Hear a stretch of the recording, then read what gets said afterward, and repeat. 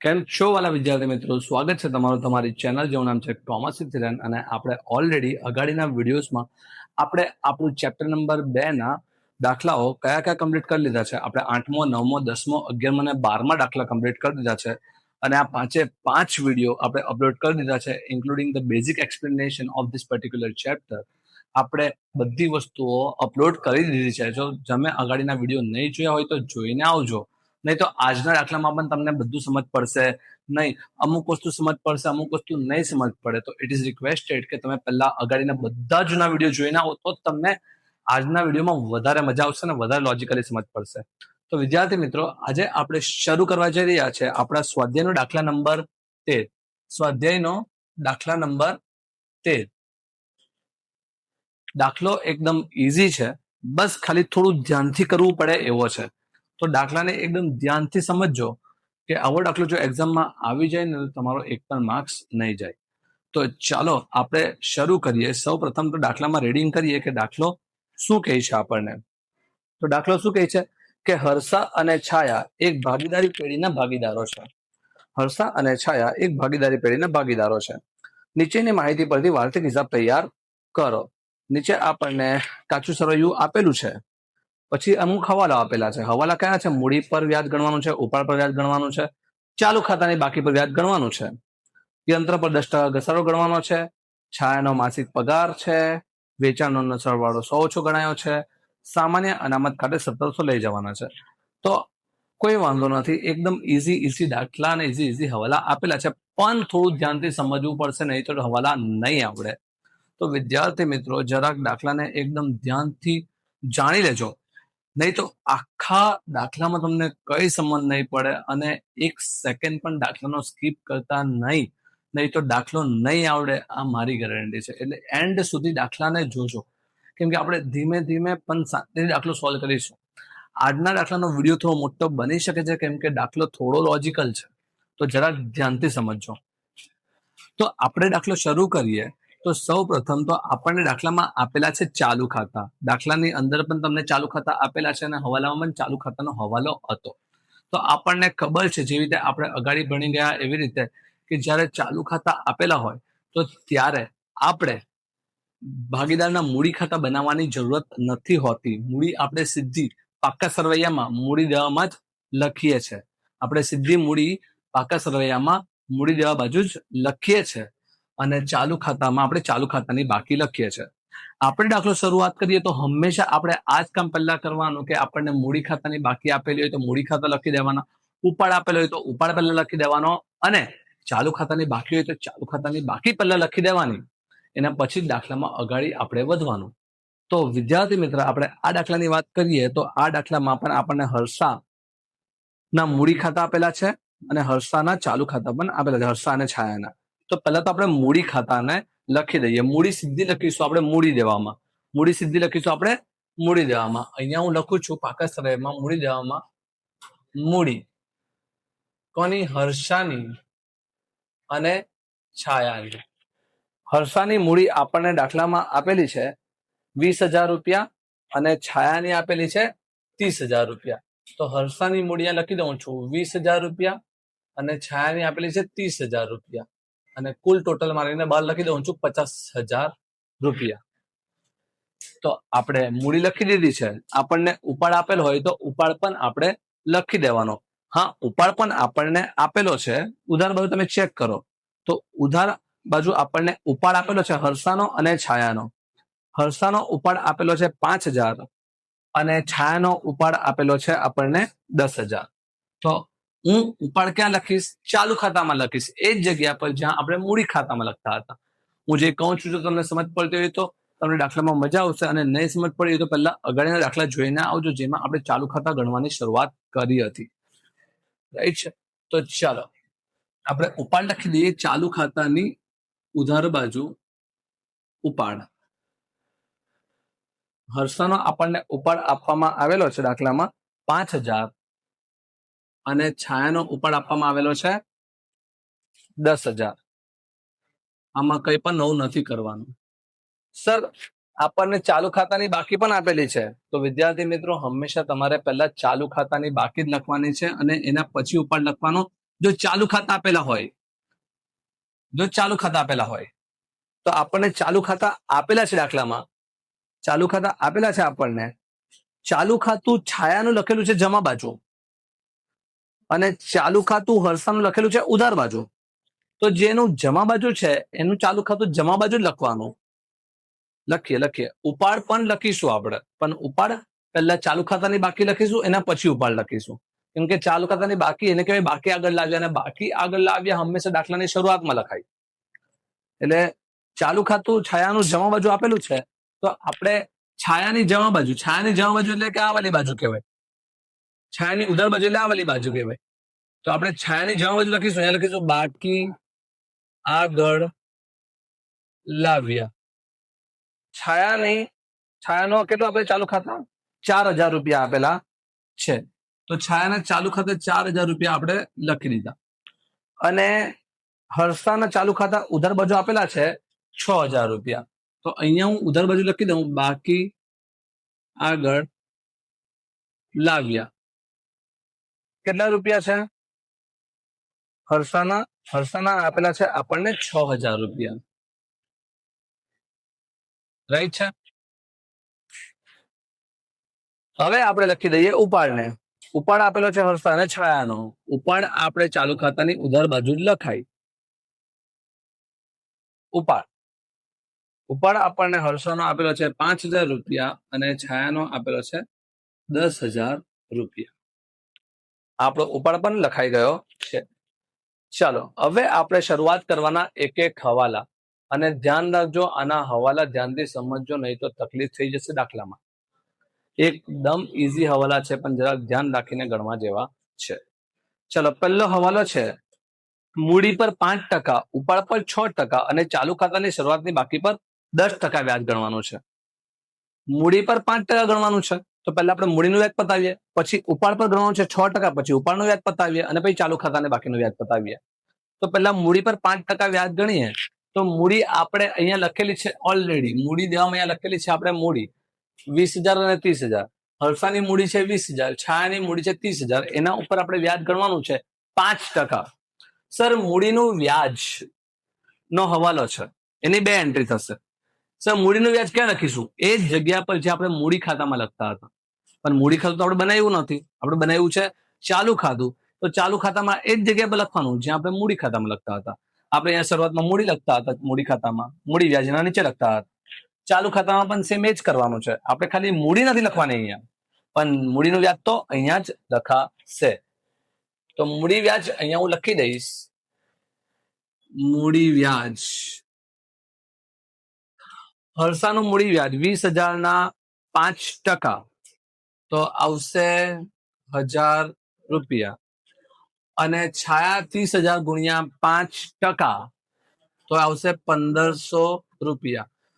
હવાલાની 2 entry તો થાય. એક એન્ટ્રી અહીંયા આપણે આપી દીધી ચાલુ ખાતામાં જમા બાજુ, બીજી એન્ટ્રી ક્રોસમાં લઈને નફા નુકસાન ફાળવણી ખાતામાં ઉધાર બાજુ આપણે આપી દેવાની. કેમ કે મૂડી પર વ્યાજ એ ભાગીદાર માટે આવક છે અને ધંધા માટે તો ખર્ચ જ કહેવાય. ખર્ચા હંમેશા ઉધાર બાજુ લખાય. મૂડી વ્યાજ હર્ષા અને છાયા. પણ વિદ્યાર્થી મિત્રો, શું આપણે સીધા અહીંયા 1,000 અને 1,500 જે આવ્યા તે લખવાના હતા? તો ના વિદ્યાર્થી મિત્રો, જરાક એક માઇનર ભૂલ થઈ જાય આપણી. તમને એટલે જ કીધું છે કે સીધું જે આવ્યું છે એ નહીં લખી દેવાનું. જ્યારે પણ મૂડી વ્યાજ તમારું ગણાયેલું છે અને તમારા દાખલા જ્યારે વાંચતા છે તો મૂડી પર વ્યાજ ઓલરેડી એમાં આપેલું છે. મૂડી પર વ્યાજ ઓલરેડી એમાં આપેલું છે. સર કેટલું મૂડી પર વ્યાજ આપેલું છે? તો જો મૂડી પર વ્યાજ આપેલું છે હર્ષાનું 700 અને છાયાનું 1,000. આપણે જયારે ગણતરી કરી વ્યાજની કે સર આ 20,000 ના 5% મૂડી પર વ્યાજ ગણવાનું છે, તો એ આવ્યું 20,000 ના 5% કર્યા તો આવ્યું 1,000 રૂપિયા. અને ઓલરેડી અહીંયા લખેલું છે 700 રૂપિયા. એનો મતલબ એવો થાય કે 1,000 રૂપિયા આપણે મૂડી પર વ્યાજ ચૂકવવાનું છે, એમાંથી 700 રૂપિયા મૂડી પર વ્યાજ ચૂકવાઈ ગયું છે અને 300 રૂપિયા વ્યાજ ચૂકવવાનું બાકી છે. તો ખર્ચો તો પૂરેપૂરો 1,000 રૂપિયા જ છે. એ પૂરેપૂરો ખર્ચો 1,000 રૂપિયા નફા નુકસાન ફાળવણી ખાતામાં લખાશે, પણ ચાલુ ખાતામાં ખાલી એટલું જ લખાશે જેટલું ચૂકવવાનું બાકી છે, જેટલું ચૂકવવાનું બાકી છે. એટલે જો મૂડી પર વ્યાજની વાત કરું તો હર્ષાનું જે મૂડીનું વ્યાજ છે એ આપણું આવ્યું છે અહીંયા 1000 રૂપિયા આવેલું હતું, એમાંથી આપણા દાખલામાં કેટલું આપેલું છે આપણને 700 ઓલરેડી આપેલું છે, વત્તા ચૂકવવાનું બાકી 300 રૂપિયા, અને કુલ મળીને આવી રીતે 1000 રૂપિયા આવશે. અને જેટલું ચૂકવવાનું બાકી છે એટલું જ ખાલી ક્રોસ એન્ટ્રી આપવાની હર્ષામાં. કેટલા રૂપિયા આવશે? ખાલી 300 રૂપિયા જ આવશે, 1000 રૂપિયા નહીં. વિદ્યાર્થી મિત્રો ભૂલ નહીં થાય, ચાલુ ખાતામાં કે મૂડી ખાતામાં એટલી જ વસ્તુ આવે જે ભાગીદારે લેવાની બાકી હોય ધંધા પાસે. આપણને દાખલામાં ઓલરેડી 700 રૂપિયા મૂડી પર વ્યાજ આપેલું છે, એટલે કે 700 રૂપિયા મૂડી પર વ્યાજ તો ચૂકવાઈ ગયું છે, 300 રૂપિયા જ બાકી છે, તો 300 રૂપિયા જ અહીંયા લખાશે. સમજ પડે છે? હવે છાયાની વાત કરીએ. છાયાનું મૂડી પર વ્યાજ ગણીએ આપણે 30,000 ના 5% તો 1500 રૂપિયા આવ્યા. 30,000 ગુણ્યા 5% કરીએ તો, અને દાખલામાં ઓલરેડી કેટલું આપેલું છે? છાયાનું 1000 રૂપિયા આપેલું છે, એટલે કે મૂડી પર વ્યાજ 1000 રૂપિયા, 1000 રૂપિયા વ્યાજ ચૂકવાઈ ગયું છે અને 500 રૂપિયા ચૂકવવાનું બાકી છે. તો અહીંયા હું મૂડી પર વ્યાજ લખીશ છાયાનું. છાયાનું અહીંયા નફા નુકસાન લખીશ અહીંયા 1000 રૂપિયા વત્તા ચૂકવવાનું બાકી 500 રૂપિયા, અને એવી રીતે કુલ આવે 1500 રૂપિયા. અને અહીંયા લખાશે ચાલુ ખાતામાં ખાલી ને ખાલી જેટલું ચૂકવવાનું બાકી છે 500 રૂપિયા. સમજ પડી? ચાલો, હજુ તો આપણે મૂડી પર વ્યાજ ગણવું, હવે ઉપાડ પર 6% વ્યાજ ગણવાનું છે, અને ઉપાડ પર તમે વ્યાજ ગણશો 6%. તો વિદ્યાર્થી મિત્રો આપણા દાખલામાં પણ તમે જોશો ને તો ઉપાડ પર વ્યાજ પણ આપેલું છે. આપણા દાખલામાં આવી રીતે જે રીતે મૂડી પર વ્યાજ આપેલું હતું એવી રીતે ઉપાડ પર વ્યાજ પણ આપેલું છે. તમે ચેક કરો, હર્ષા અને છાયાનું 100 રૂપિયા હર્ષાનું આપેલું છે અને છાયાનું 50 રૂપિયા આપ્યું છે. તો હવે આપણે ઉપાડ પર વ્યાજ ગણીશું. હું ગણતરી અહીંયા બતાવું છું. ઉપાડ વ્યાજ હર્ષાની વાત કરું છું. હર્ષાનો ઉપાડ કેટલો છે? હર્ષાનો ઉપાડ છે 5000 રૂપિયા. પણ તમે જયારે દાખલામાં જોશો ને રકમમાં, તો બાજુમાં લખેલી છે તારીખ. તારીખ લખેલી છે 1/10/16. 1/10/16 નો મતલબ એવું થાય કે હર્ષાએ જે ઉપાડ કર્યો છે એ તારીખ 1 અને 10મા મહિનામાં કર્યો છે. એટલે આપણે ઉપાડનું વ્યાજ ગણીશું તો આપણે ખાલી ને ખાલી 6 મહિનાનું ગણીશું, કેમ કે 10મા મહિનામાં કર્યું છે. તો જ્યારથી ઉપાડ કર્યો હોય ત્યારથી લઈને વર્ષ પતે ત્યાં સુધીનું વ્યાજ ગણાય. તો આપણે હર્ષાનો ઉપાડ જે છે 5000 જે છે ગુણ્યા કરીશું. ઉપાડ પર વ્યાજ કેટલા ટકા ગણવાનું છે? આપણે 6% ગણવાનું છે. ગુણ્યા 6% કરીશું કેલ્ક્યુલેટર પર, અને ગુણ્યા કરીશું આપણે 6/12, કેમ કે 6 મહિનાનું જ ગણવાનું છે. એટલે કે એવા 150 રૂપિયા. છાયાનું પણ આ રીતે આપણે ગણી નાખીએ. છાયાનો ઉપાડ કેટલો છે? 10,000 રૂપિયા ગુણ્યા 6%, પણ અહીંયા થશે ગુણ્યા 3/12 ખાલી. કેમ? કેમ કે છાયા જે ઉપાડ કર્યો છે એને પહેલા મહિનાની 1લી તારીખે કર્યો છે. પહેલા મહિનાની 1લી તારીખે ઉપાડ કર્યો હોય તો ત્યાંથી એને વર્ષ પતે એના 3 મહિના જ હોય, કેમ કે પહેલો, બીજો અને ત્રીજો એટલે 3 મહિનાનું વ્યાજ ગણાય. તો એનો પણ કેટલું આવશે? 150, એટલે 150 રૂપિયા જ આવશે. તો શું સર આ પૂરેપૂરું વ્યાજ લખીશું? હા, ખર્ચા માટે તો પૂરેપૂરું વ્યાજ, એટલે નફા નુકસાન ફાળવણીમાં તો 150 રૂપિયા લખાશે જ. પણ ચાલુ ખાતામાં તો જેટલું મળવાનું બાકી કે ચૂકવવાનું બાકી હોય તે જ લખાશે. તો વિદ્યાર્થી મિત્રો ઉપાડ પર વ્યાજની 2 એન્ટ્રી ક્યાં થાય? ઉપાડ પર વ્યાજની 2 એન્ટ્રી ક્યાં થાય? એક તો ચાલુ ખાતામાં અહીંયા આપણે જ્યાં ઉપાડ લખાય એના નીચે, અને ક્રોસ એન્ટ્રી એની સામે નફા નુકસાન ફાળવણી ખાતામાં. તો આપણે આમાં પણ આપણે રીતે ગણીએ તો એક એન્ટ્રી આપણે અહીંયા આવશે નફા નુકસાન ફાળવણી ખાતામાં. અહીંયા હું લખીશ ઉપાડ વ્યાજ. પહેલા આપણે વાત કરીએ હર્ષાનું. હર્ષાનું આપણને ઉપાડ વ્યાજ દાખલામાં ઓલરેડી આપેલું છે, 100 રૂપિયા આપેલું છે.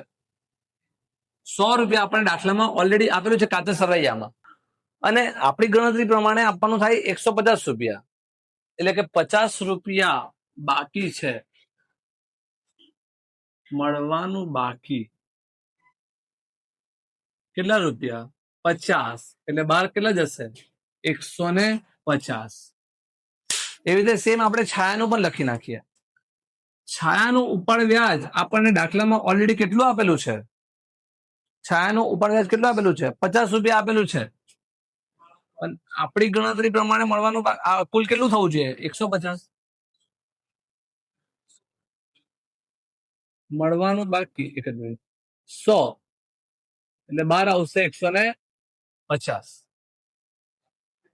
અને જેટલું ખાલી મળવાનું બાકી છે એની જ ક્રોસ એન્ટ્રી આપણી ચાલુ ખાતામાં આવશે. જેટલું મળવાનું બાકી છે એટલું જ.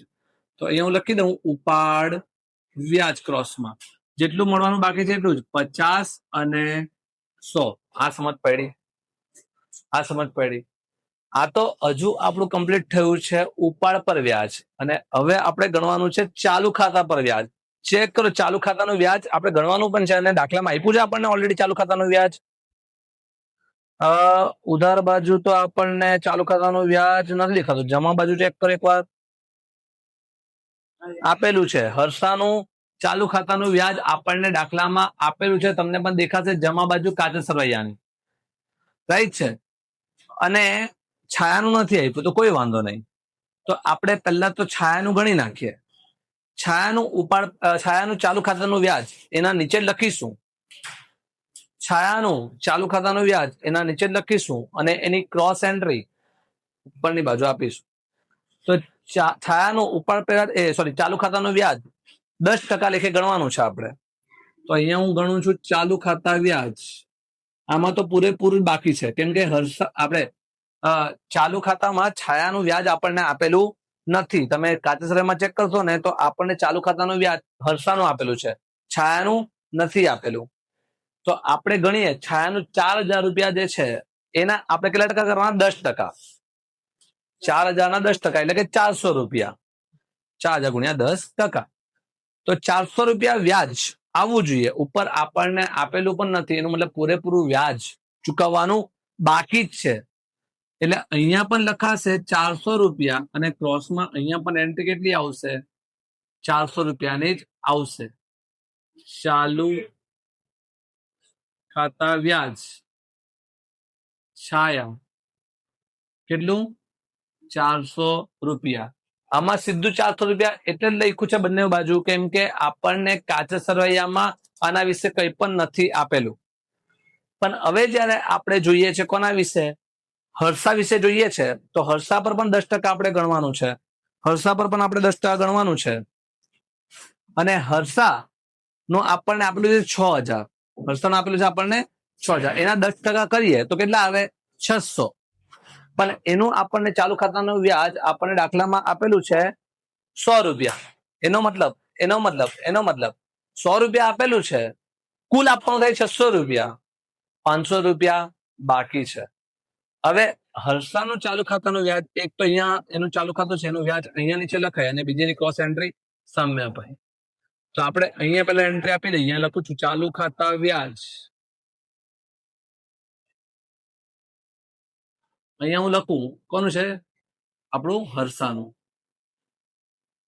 આપણને આપેલું છે દાખલામાં 100 રૂપિયા આપેલું છે, વત્તા મળવાનું બાકી કેટલું?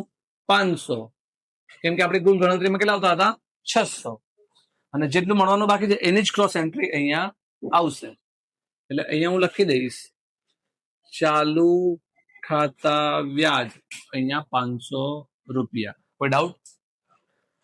આપણો હવાલા નંબર 1 થઈ ગયો છે કમ્પ્લીટ. હવાલા નંબર 1 થઈ ગયો છે કમ્પ્લીટ. હવે આપણે આગળ વધીએ છીએ હવાલા નંબર 2 ઉપર.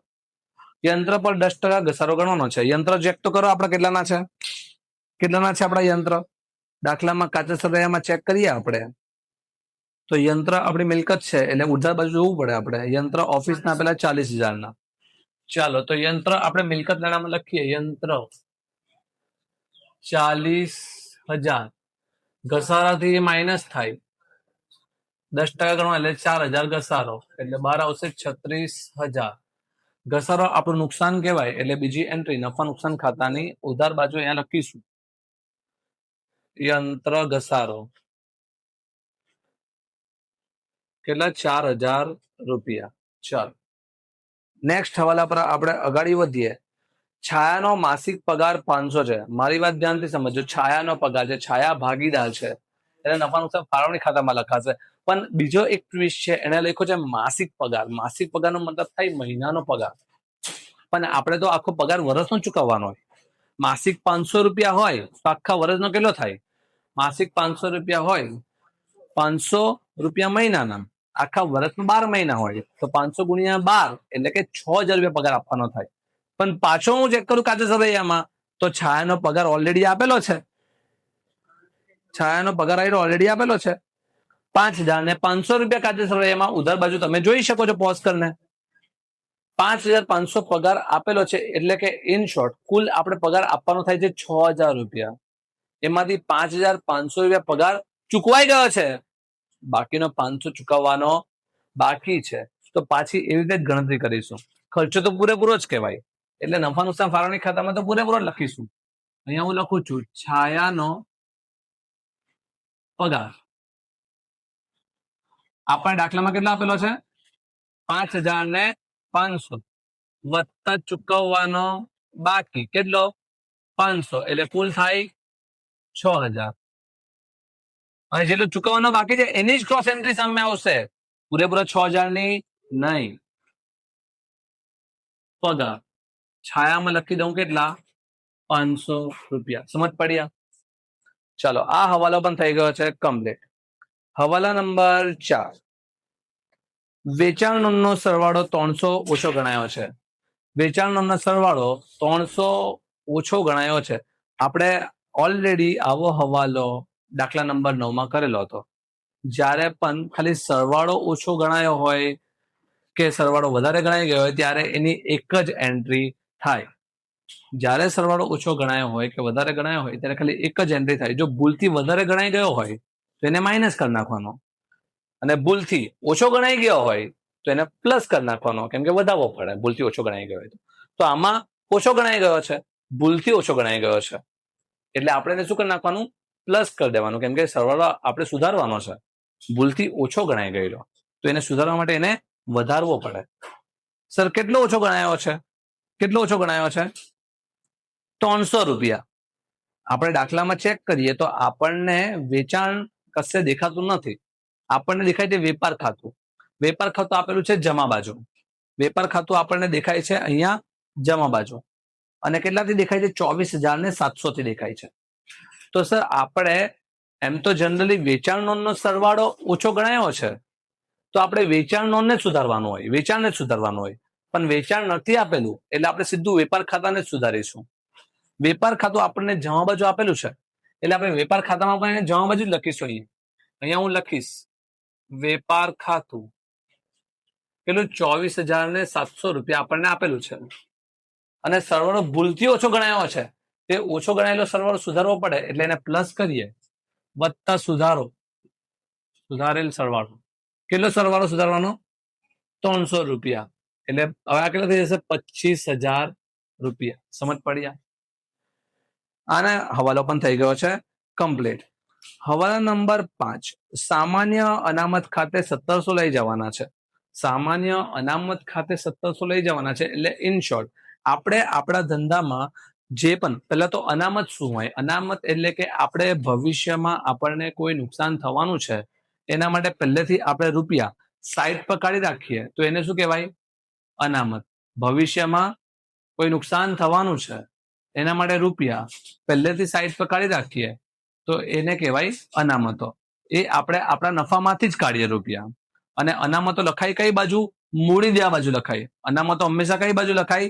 મૂડી દેવા બાજુ લખાય. તો સર આ વખતે પણ આપણે રૂપિયા અમુક સાઈડ પર કાઢવાના છે. આપણે આ વખતે પણ અમુક રૂપિયા સાઈડ પર કાઢવાના છે.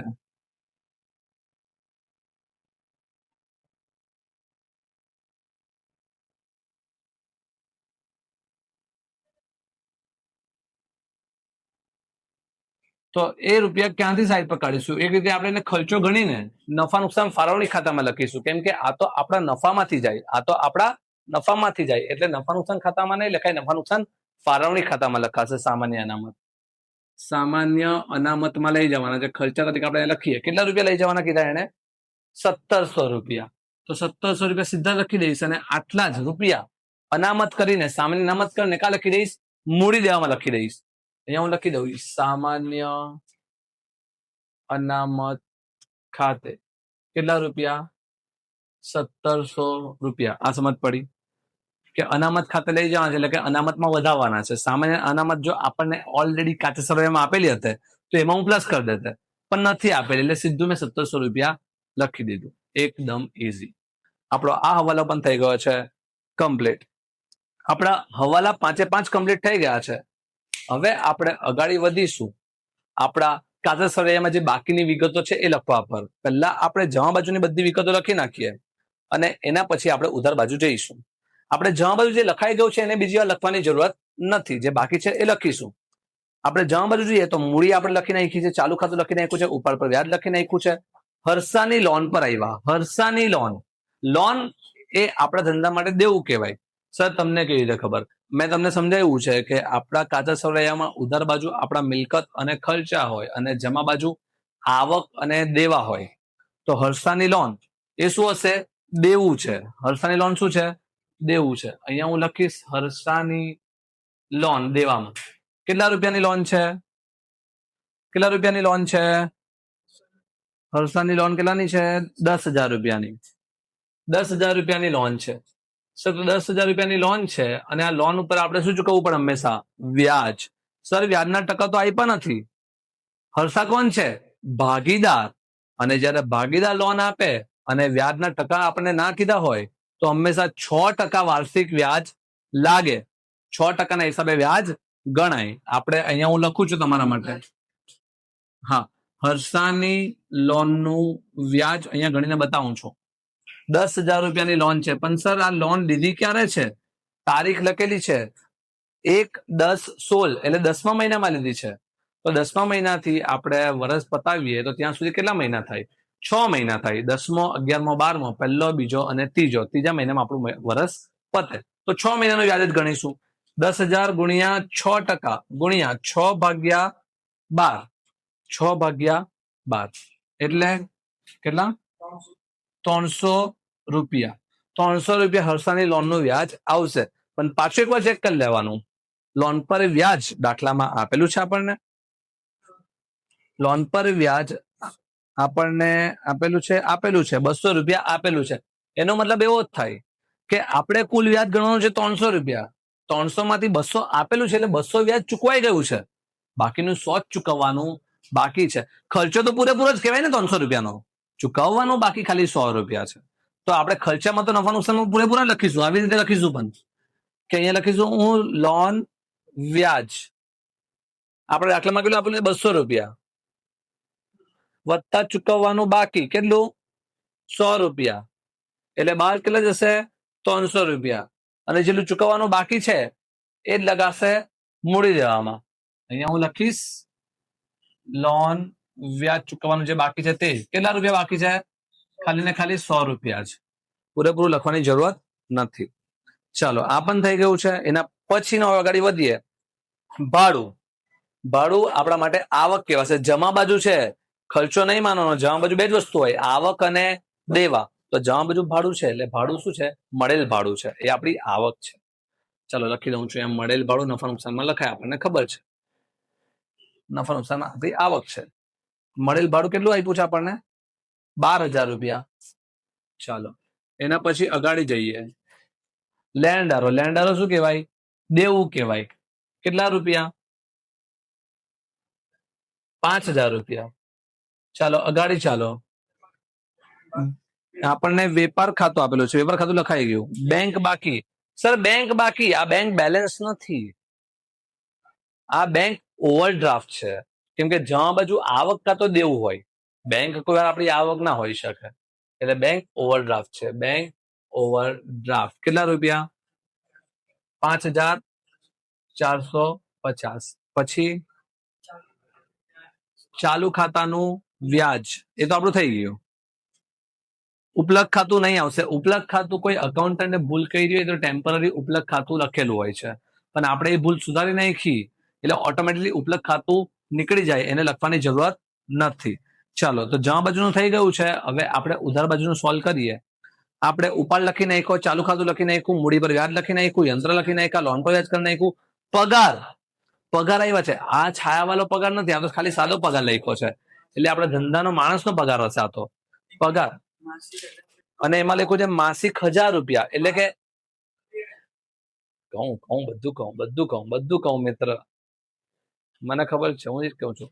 માસિક પગાર લખ્યો છે 1000 રૂપિયા, એટલે કે મહિનાનો 1000 રૂપિયા હોય તો આખા વર્ષનો કેટલો થાય? 1000 ગુણ્યા 12, એટલે કે 12000 રૂપિયા થાય.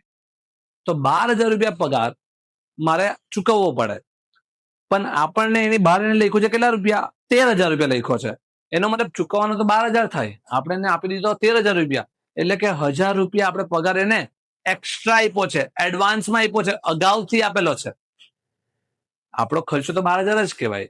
અગાઉથી આપેલ પગાર એ આપણા માટે લેણું કહેવાય. એ આપણા માટે લેણું કહેવાય, કેમ કે આવતા વર્ષે જો કામ નહીં કરાવતા મેં તો મારે પગાર પાછો લેવો પડે નહીં. ભાઈ લાવો પૈસા, અને એડવાન્સમાં આપેલા, એ આપણું લેણું કહેવાય. તો જો પગાર મારો આવવો જોઈએ 12000 રૂપિયા. 12000 રૂપિયા કેમ? કેમ કે 1000 રૂપિયા માસિક લખ્યું છે, તો 1000 ગુણ્યા 12 કરીશ તો આખા વર્ષનો કેટલો થઈ ગયો? 12000 રૂપિયા. અને આપણને દાખલામાં આપેલો કેટલો છે? 13000 રૂપિયા આપેલો છે. 13000 આપણને આપેલો છે, માઇનસ અગાઉથી ચૂકવેલ કેટલો કરી નાખીશું આપણે? 1000 રૂપિયા, એટલે બહાર આવશે કેટલા? 12000 રૂપિયા. અને જેટલો આપણે અગાઉથી ચૂકવેલો છે એ આપણું લેણામાં લખી દઈશું, મિલકત લેણામાં. તો એ લાઈન છોડીને અગાઉથી ચૂકવેલ પગાર કેટલા રૂપિયા? 1000 રૂપિયા. ચલો, આ પણ થઈ ગયો સોલ્વ. છાયાનો પગાર થઈ ગયો છે આપણું. દેવાદારો આપણી મિલકત કહેવાય, લેણું કહેવાય. લખી દઉં છું મિલકત લેણામાં. કેટલા છે? દેવાદારોની રકમ કેટલી? 15000 રૂપિયા છે. અગાડી ચાલો. મળવાનું બાકી ભાડું એ પણ લેણું કહેવાય. મળવાનું બાકી ભાડું કેટલું? 2000 રૂપિયા. ગાલખાત તો નુકસાન કહેવાય, એટલે નફા નુકસાન ખાતામાં લખી નાખીએ. ગાલખાત હવાલામાં નથી, એટલે એક જ એન્ટ્રી આવે. કેટલી? 1300 રૂપિયા. પછી લખ્યું છે માલ સ્ટોક. માલ સ્ટોક એને કહેવાય આખરનો માલ સ્ટોક, કેમ કે તારીખ આપેલી છે 31/3. મિલકત લેણામાં લખીશું આપણે એક જ એન્ટ્રી, આખર સ્ટોક. કેટલું? 10000. અને એના પછી આપણને આપેલું છે વીમા પ્રીમિયમ, અને પાછું કાઉન્સ આપ્યું છે, એટલે કે પાછો ગુપ્ત હવાલો. વીમા પ્રીમિયમ આપણે કુલ બહાર લખેલું છે 2000 રૂપિયા, અને એમાંથી એને લખ્યું છે કે 1200 નું જે વીમા પ્રીમિયમ છે એ 30/6/17 ના રોજ પૂરું થાય છે. ક્યારે પૂરું થાય છે? 30/6/17 ના રોજ. 30/6/17 એટલે કયું? જો આપણે દાખલાની ઉપર જોઈએ તો કાચા સરવૈયામાં તારીખ લખેલી છે 31/3/17. તારીખ કઈ લખેલી છે? 31/3/17. અને આપણું જે આ વીમા પ્રીમિયમ પૂરું થાય છે કઈ તારીખે પૂરું થાય છે? 30/6/17. સર 30/6/17 પૂરું થાય છે, એટલે કે આના પછી આપણે વાત કરીએ તો ચોથો મહિનો, પાંચમો મહિનો અને આ છઠ્ઠો મહિનો આખો, એટલે કે 3 મહિના જે છે એનું વીમા પ્રીમિયમ એ આપણે અગાઉથી ચૂકવેલું છે. સર તો પહેલા આપણે એ સવાલ આવે કેટલું અગાઉથી ચૂકવેલું છે? આખા વર્ષનું વીમા પ્રીમિયમ કેટલું હોય? 1200 રૂપિયા. આખા વર્ષનું કેટલું હોય? 1200 રૂપિયા. તો 1200 રૂપિયા વીમા પ્રીમિયમ હોય આખા વર્ષનું, હું ભાગ્યા 12 કરું તો મહિનાનું મને ખબર પડે 100 રૂપિયા. 100 રૂપિયા મહિનાનું. આપણે 3 મહિનાનું અગાઉથી ચૂકવેલું છે તો ગુણ્યા કરવા પડે 3, એટલે કે આપણું અગાઉથી ચૂકવેલું વીમા પ્રીમિયમ કેટલું થાય? 300 રૂપિયા. કુલ આપણે ચૂકવેલું બહાર કેટલું છે? 2000 રૂપિયા. કુલ આપણે કેટલું ચૂકવેલું છે બહાર? 2000 રૂપિયા. અને એમાંથી અગાઉ કેટલું છે? 300 રૂપિયા. એટલે આપણો આ વર્ષનો ખર્ચો કેટલો કહેવાય? ખાલી 1700 રૂપિયાનો જ કહેવાય. તો આપણે નફા નુકસાન ખાતામાં આવી રીતે લખીશું, વીમા પ્રીમિયમ આપણો ખર્ચો છે, લખેલું છે આપણને 2000, એમાંથી માઇનસ કરીશ અગાઉથી ચૂકવેલ કેટલું? 300 રૂપિયા. અને બહાર કેટલા જશે? 1700 રૂપિયા. અને જેટલું અગાઉથી ચૂકવેલું છે એ આપણી મિલકત કહેવાય. એટલે હું લખી દઉં અગાઉથી ચૂકવેલ વીમા પ્રીમિયમ કેટલા રૂપિયા? 300 રૂપિયા. એટલે આ હવાલો પણ થઈ ગયો સોલ્વ. આપણે ખાલી એ જ શોધવાનું હતું આ દાખલાની અંદર, આ હવાલાની અંદર, કે અગાઉથી ચૂકવેલું કેટલું છે. તો અગાઉથી ચૂકવેલું આપણને ખબર પડી ગઈ કે આટલું 1200 રૂપિયા જે હોય વીમા પ્રીમિયમ હંમેશા વર્ષનું હોય.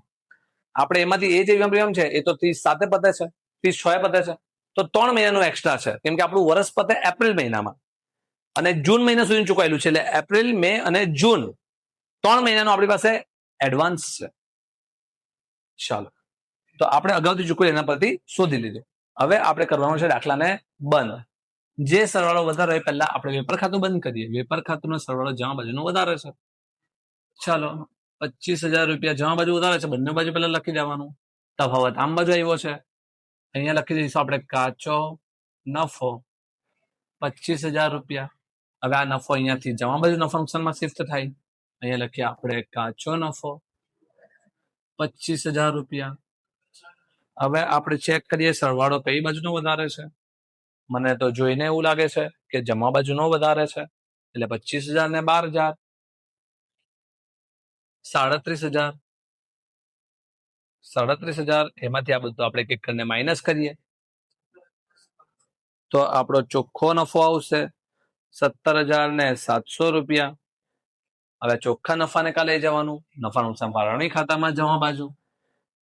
ચોખ્ખો નફો 17,700 રૂપિયા. હવે આને બંધ કરી નાખીએ. હવે ચેક કરવાનું કઈ બાજુ વધારે છે. જોઈને તો મને જમા બાજુ જ દેખાય છે, તો જમા બાજુનો સરવાળો મારીશું. 17,700 વત્તા 150 વત્તા 150 વત્તા 600 એટલે કે 18,000 રૂપિયા અને 600 રૂપિયા આપણો આ સરવાળો આવશે. હવે અહીંયા 18,600 માંથી આપણે આ બધું એક એક કરીને માઇનસ કરીએ તો આપણો તફાવત કેટલો આવે છે? 8,000 રૂપિયા તફાવત આવે છે આપણો. હવે આ તફાવત આપણે શું કહીશું? વહેંચણી પાત્ર નફો. અને આ આપણે ભાગીદારોને વેચી નાખીશું. કોને કોને? હર્ષા અને છાયાને. કેટલા કેટલા વેચવાના આપણને કીધું નથી નફા નુકસાનનું પ્રમાણ, એટલે કે સરખા વેચીશું. 4,000 4,000 એની ક્રોસ એન્ટ્રી હવે જશે ચાલુ ખાતામાં, એટલે અહીંયા લખી દઈશું વહેંચણી પાત્ર નફો 4,000 4,000. અને હવે આને પણ બંધ કરીશું તો ચાલુ ખાતામાં આપણે ચેક કરીએ કઈ બાજુ વધારે દેખાય છે. હર્ષાનું તો મને ઉધાર બાજુ વધારે દેખાય છે, મને જોઈને જ ખબર પડે છે, કેમ કે 6 ને 5 11 તો અહીંયા જ દેખાય છે. આમ બાજુ તો ખાલી આટલા જ છે. છાયાનું પણ મને ઉધાર બાજુ વધારે દેખાય છે, કેમ કે 10,000 તો અહીંયા જ છે. એટલે કે 6 ને 5 11. પહેલા તો હર્ષાની વાત કરું. 6 ને 5 11, 11 ને 550, 11,550 ચેક તો કર. આમ બાજુનું પણ 11,550, એમાંથી આ માઇનસ કરી નાખીએ તો બાકી આગળ લઈ ગયા કેટલા? 7,250. અને હવે આપણે છાયાનું જોઈએ. છાયાનું પણ આમ બાજુ વધારે છે ઉધાર બાજુ, એટલે કે 10,000 ને 100, એટલે કે 10,100. અને એમાંથી આ બધું માઇનસ કરીએ 4,000 તો કેટલા આવે? 700 રૂપિયા. એટલે અહીંયા તફાવત બાકી આગળ લઈ ગયા અને 700 રૂપિયા આવી ગયો. હવે આને આપણે ખાતાને લઈ જઈએ. જમા બાજુ આવ્યું છે તો આપણે એને મિલકત એના બાજુ લખવાનું. અહીંયા હોય તો આમ બાજુ લખવાનું, આમ બાજુ હોતે તો ઉધાર બાજુ, એટલે કે મૂળ બાજુ લખતા આપણે. અહીંયા હું લખું છું ચાલુ ખાતા. અચ્છા, જો જગ્યા ઉપર આપણી પાસે છે તો ઉપર લખી દેવા દે. ચાલુ ખાતા હર્ષા અને છાયા 7,250 અને 700. ટોટલ મારી દેવાનું 7,250 અને 700 અને 700 7,950. ચાલો હવે આપણે બંને બાજુ ટોટલ ચેક કરીએ. અહીંયા આવે છે 72,250.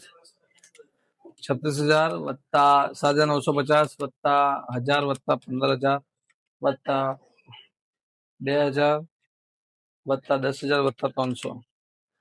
આમ બાજુનું પણ સેમ જ છે. ચાલો આપણો દાખલો થઈ ગયો છે અહીંયા સમાપ્ત. તમારા સ્ક્રીનશોટ લેવો હોય તો લઈ લેજો, દાખલાને ધ્યાનથી જોઈ લેજો. આવતીકાલે આપણે મળીશું દાખલા નંબર 14માં. તો આપણી ચેનલને સબસ્ક્રાઇબ નહીં કરીએ, સબસ્ક્રાઇબ કરી દેજો. તમારા વિદ્યાર્થી મિત્રો સાથે શેર કરી દેજો અને ભણતા રહેજો અને આગળ વધતા રહેજો.